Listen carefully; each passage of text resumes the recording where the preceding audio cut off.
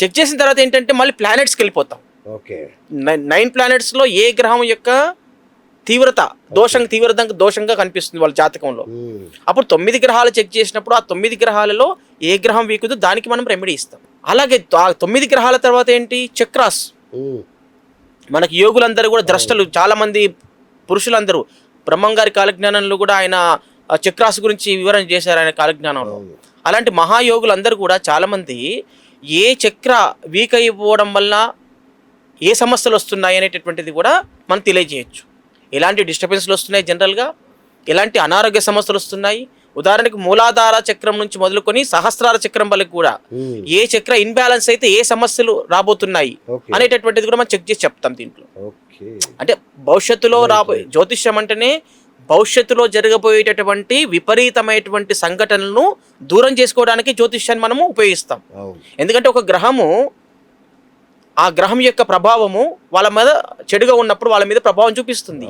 ఆ ప్రభావం యొక్క తీవ్రత తగ్గించుకోవడానికి మనము గ్రహాలను యాక్టివేషన్ చేసుకుంటాం. యాక్టివేషన్ చేసుకునే పద్ధతి సైంటిఫిక్ మెథడ్లో చాలా అద్భుతంగా ఉంది. ఎందుకంటే వాళ్ళ డిఎన్ఏకి సెట్ అయ్యేటటువంటి స్టోన్ మనం ఇక్కడ అందజేస్తున్నాం. మనం మామూలుగా ఎంత యోగి పుంగవులు, మహర్షులు, లేకపోతే స్వామీజీలు ఎంత గొప్ప తపోనిష్ట గరిష్ఠులు అయినప్పటికీ కూడా కొన్ని సందర్భాల్లో వాళ్ళు ఇచ్చినటువంటి స్టోన్ కానీ, యంత్రం కానీ, మంత్రం కానీ ఏదైనా కూడా వాళ్ళకి పనిచేస్తుందో చెప్పలేకపోతారు. ఇచ్చిన తర్వాత ఆ భక్తుడు అనుభవిస్తేనే ఇది పనిచేస్తుందని సాటిస్ఫాక్షన్ అవ్వాలి.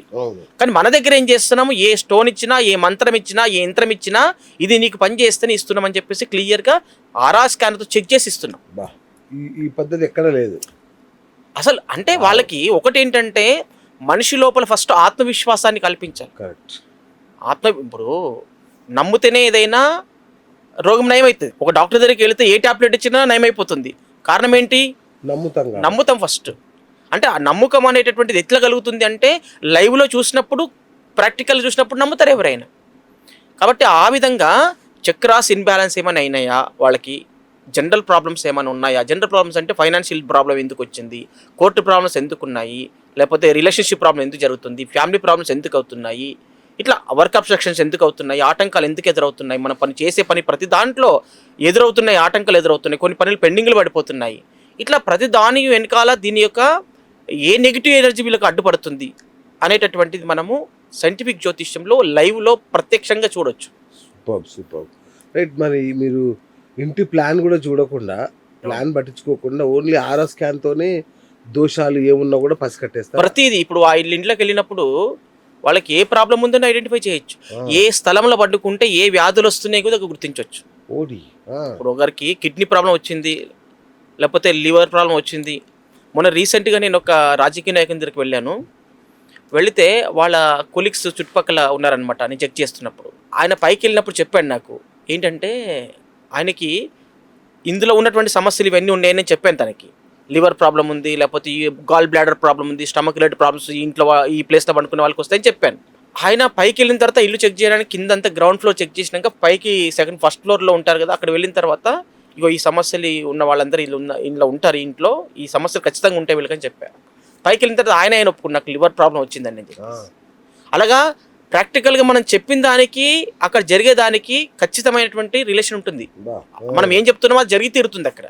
కాబట్టి అంత డెప్త్గా మనం చెక్ చేసుకోవచ్చు ఇంటిని. రైట్. మన ఇంటి మూలల్లో, అన్ని మూలల్లో 45 మంది దేవతలు కొలువై ఉంటారని చెప్తారు. అవును. సో వాళ్ళు డిస్టర్బ్ అయితే మనం డిస్టర్బ్ అవుతాం. అవును. అంతేనా? అంటే ఏంటండి ఆ దేవతలు? అంటే వాస్తు పురుషుడు అనేటటువంటి ప్రతి బౌండరీలో, ప్రతి ఇంట్లో ఒక వాస్తు పురుషుని యొక్క స్వరూపం ఉంటుంది. ఆ వాస్తు పురుషుని యొక్క స్వరూపం ఏంటంటే నార్త్ ఈస్ట్ వచ్చే తల ఉంటుంది, సౌత్ వెస్ట్ లో వచ్చేసి కాళ్ళు ఉంటాయి, సౌత్ ఈస్ట్ వచ్చేసి కుడి భుజం ఉంటుంది. ఇలాగా ఈ రకమైనటువంటి ఈ యొక్క అంగాలపైన 45 దేవతలు నిక్షిప్తమై ఉంటారు. ఆ 45 దేవతలు నిక్షిప్తమై ఉన్నప్పుడు ఏంటంటే ఏ దేవత ఎనర్జీ లోపం జరిగిందో ఆ దేవత సంబంధించినటువంటి నెగిటివ్ ఎనర్జీ వాళ్ళ మీద ప్రభావం చూపుతుంది. కాబట్టి అక్కడ మనం పెట్టుకునే వస్తువు కానీ, కన్స్ట్రక్షన్లో లోపం కానీ, దేవత ఎనర్జీ లేకపోవడం కానీ, అవంటి ఏవైనా జరుగుతున్నాయో ఆ సమస్యలు వాళ్ళ మీద ప్రభావం చూపుతుంది. ఇదంతా వైదిక వాస్తు. వేదంలో స్థాపత్య వేదం అనేటటువంటిది ఒక భాగము. ఆ వేదానుకూలంగానే మనకి 45 దేవతాస్ బ్రహ్మ, ఆర్యమ, వివస్వ, మిత్ర, భూధర్, ఆపు, ఆపవత్స, సవిత, సవిత్ర, ఇంద్ర, ఇంద్రజయ్, రుద్ర, రుద్రజయ్ అని చెప్పి ఇలా 45 దేవతాస్ ఉంటారు. ఈ 45 దేవతాస్ కూడా ఎవరెవరు ఏ ఏ పనులు చేయాలో అవి చేస్తూ ఉంటారు.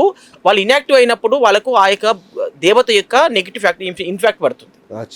కాబట్టి మనం ఏం చేస్తున్నామంటే ఆ 45 దేవతాస్లు కూడా ఆ ప్లాన్ ప్రకారంగా ఏ దేవత ఇన్యాక్టివ్ ఉన్నారు, ఏ ఏ సమస్యలు మీరు అనుభవిస్తున్నారు అనేటటువంటిది మనం తెలియజేయచ్చు.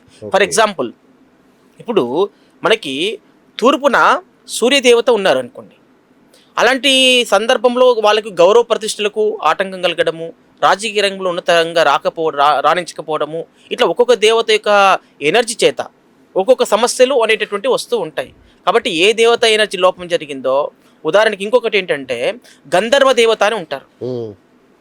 ఆ గంధర్వ దేవత ఏంటి అంటే కళలు, సృజనాత్మకత, తర్వాత నాట్యము, మరి సంగీతము, వీటిపైన ప్రభావం చూపిస్తుంది. అంటే ఇవన్నీ జరిగేది ఎవరికంటే సినీ రంగం వాళ్ళకి. ఎవరైతే సినీ రంగంలో ఎదగాలనుకుంటున్నా, మంచి హీరో కావాలి, మంచి హీరోయిన్ కావాలని ఎవరికైతే అభిలాష, కోరిక, ఉత్సుకత ఉందో వాళ్ళందరూ దీంట్లో రాణించాలనుకున్నప్పుడు మనం ఏం చేయాలి అంటే వాళ్ళ వ్యక్తిగతమైనటువంటి జాతకాన్ని పరిశీలించుకున్న తర్వాత ఏ గృహంలో అయితే వాళ్ళు నివసిస్తున్నారో ఆ గృహంలో ఆ దేవత శక్తి ఉందా లేదా అనేటటువంటి ఐడెంటిఫై చేసి, ఒకవేళ ఆ దేవత శక్తి లేకపోతే వీళ్ళు రాణించి ఉండదు, ఎంత కష్టపడ్డా కూడా ఫలితం రాదు.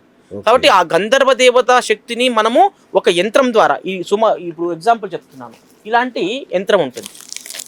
ఇలాంటి యంత్రం ద్వారా ఆ దేవతా శక్తిని మనము నిక్షిప్తం చేస్తాం. ఇది చూడండి, ఇలాంటి యంత్రం ద్వారా మనం వాళ్ళకు ఆ దేవతా శక్తిని నిక్షిప్తం చేయడం వల్ల, ఇది చూడండి మీరు, ఇదంతా ఇట్లా ఉంది ఒకసారి ఇది పట్టుకున్నా అంటే ఇది అట్లా ఆ దేవతా శక్తిని అక్కడ నిక్షిప్తం చేయడం వల్ల వాళ్ళకు ఆ ఎనర్జీ అనేటట్టు వస్తుంది.